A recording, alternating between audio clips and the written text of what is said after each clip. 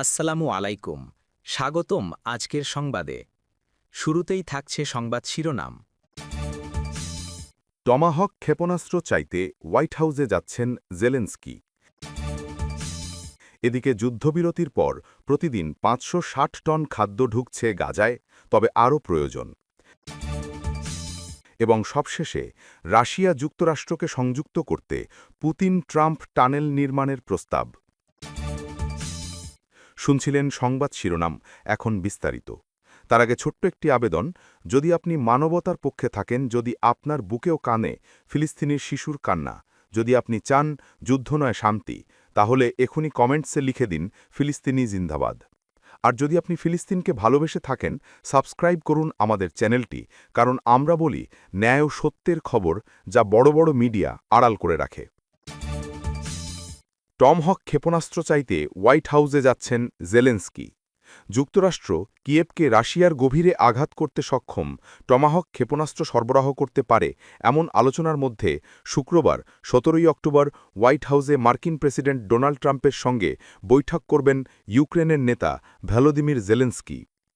একদিন আগে রাশিয়ার প্রেসিডেন্ট ভ্লাদিমির পুতিনের সঙ্গে ফোনালাপে ট্রাম্প দুর্দান্ত অগ্রগতি হয়েছে বলার একদিন পর এই বৈঠক অনুষ্ঠিত হতে যাচ্ছে। বিবিসি জানিয়েছে, জেলেনস্কি ইতোমধ্যে যুক্তরাষ্ট্রে পৌঁছেছেন। চলতি বছর হোয়াইট হাউসে তার তৃতীয় সফর। জেলেনস্কি যুক্তরাষ্ট্রের প্রতি আহ্বান জানিয়েছেন তারা যেন ইউক্রেনকে উন্নত টমাহক ক্ষেপণাস্ত্র সরবরাহ করে। এর পাল্লা ২৫০০ কিলোমিটার। ইউক্রেনকে টমাহক দেওয়ার কথা ভাবছেন কিনা চলতি সপ্তাহের শুরুতে এমন প্রশ্নের জবাবে ট্রাম্প বলেছিলেন, দেখা যাক, আমি পারব। কিন্তু পুতিনের সঙ্গে ফোনালাপের পর একই সম্ভাবনা সম্পর্কে জিজ্ঞাসা করা হলে ট্রাম্প বলেন, আমরা মার্কিন টমাহক্সের মজুদ খারাপ করতে পারি না, আমাদেরও এগুলি প্রয়োজন, তাই আমি জানি না আমরা এ বিষয়ে কি করতে পারি। বিবিসির প্রতিবেদন অনুসারে ট্রাম্পকে তার পূর্ববর্তী জো বাইডেনের তুলনায় রাশিয়ার প্রতি বেশি সহানুভূতিশীল হিসেবে দেখা হয়, কিন্তু সাম্প্রতিক মাসগুলিতে পুতিনের প্রতি তিনি আরও কঠোর অবস্থান গ্রহণ করেছেন। এদিকে যুদ্ধবিরতির পর প্রতিদিন ৫৬০ টন খাদ্য ঢুকছে গাজায়, তবে আরও প্রয়োজন। হামাস ইসরায়েল যুদ্ধবিরতি কার্যকর হওয়ার পর থেকে গাজায় প্রতিদিন গড়ে প্রায় ৫৬০ টন খাদ্য সরবরাহ করা হচ্ছে, তবে দুর্ভিক্ষ কবলিত অঞ্চলটির চাহিদার তুলনায় এটি অপ্রতুল। শুক্রবার ১৭ অক্টোবর জাতিসংঘের বিশ্ব খাদ্য কর্মসূচি এ তথ্য দিয়েছে। জাতিসংঘের মানবিক বিষয়ক under secretary general Tom Fletcher বলেছেন, গাজার কোনো কোনো অংশে দুর্ভিক্ষ পরিস্থিতি বিরাজমান থাকায় ক্রান্তি কমাতে এখন থেকে প্রতি সপ্তাহে হাজার হাজার ত্রাণবহন প্রবেশ করতে হবে। জেনেভায় বিশ্ব খাদ্য কর্মসূচির মুখপাত্র আবির এতেফা বলেন, আমাদের যা প্রয়োজন তা এখনও কম, কিন্তু আমরা সেখানে পৌঁছাচ্ছি। যুদ্ধবিরতি সুযোগের একটি সরু জানালা খুলে দিয়েছে। খাদ্য সাহায্য বৃদ্ধির জন্য আমরা খুব দ্রুত ও তাৎক্ষণিক পদক্ষেপ নিচ্ছি। আবির এতেফা বলেন, গাজা শহর ও উত্তর গাজায় প্রবেশাধিকার অত্যন্ত চ্যালেঞ্জিং।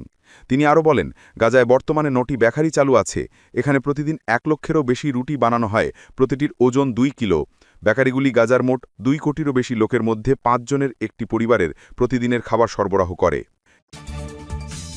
এবং সবশেষে রাশিয়া যুক্তরাষ্ট্রকে সংযুক্ত করতে পুতিন ট্রাম্প টানেল নির্মাণের প্রস্তাব।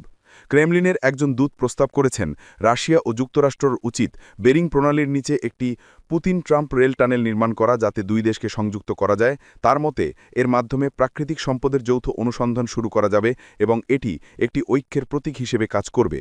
শুক্রবার ১৭ অক্টোবর রয়টার্স জানিয়েছে, প্রেসিডেন্ট ভ্লাদিমির পুতিনের বিনিয়োগদূত কিরিল দিমিত্রিয়েভ এমন প্রস্তাব করেছেন। প্রস্তাবে মস্কো ও আন্তর্জাতিক অংশীদারদের অর্থায়নে $৮ বিলিয়ন ব্যয়ে নির্মাণ প্রকল্পের কথা বলা হয়েছে। এর ফলে ৮ বছরেরও কম সময়ের মধ্যে ৭০ মাইল রেল ও কার্গো সংযোগ স্থাপন করা সম্ভব হবে। এর আগে গতকাল বৃহস্পতিবার পুতিন মার্কিন প্রেসিডেন্ট ডোনাল্ড ট্রাম্পের সঙ্গে ফোনে কথা বলেন।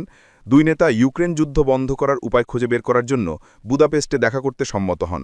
এরপরই দিমিত্রিয়েভ টানেলের ধারণাটি তুলে ধরলেন। বেরিং প্রণালী সরুতম স্থানে ৮২ কিলোমিটার প্রশস্ত। এটি রাশিয়ার চুকোটকা অঞ্চলকে আলাস্কা থেকে পৃথক করেছে। দুটি প্রান্তকে সংযুক্ত করার ধারণা ১৫০ বছর ধরে চলে আসছে। বিভিন্ন প্রকল্প তৈরি করা হয়েছে, কিন্তু কখনো বাস্তবায়িত হয়নি। ট্রাম্পের বিশেষ দূত স্টিভ উইটকফের সঙ্গে কথা বলার সময় দিমিত্রির পরামর্শ দেন, টানেলটি ইলন মাস্কের মালিকানাধীন মার্কিন টানেল নির্মাণ সংস্থা দি বোরিং কোম্পানির মাধ্যমে নির্মিত হতে পারে। রয়টার্স জানিয়েছে, এ বিষয়ে মাস্ক বা ট্রাম্পের পক্ষ থেকে তাৎক্ষণিক কোনো প্রতিক্রিয়া পাওয়া যায়নি।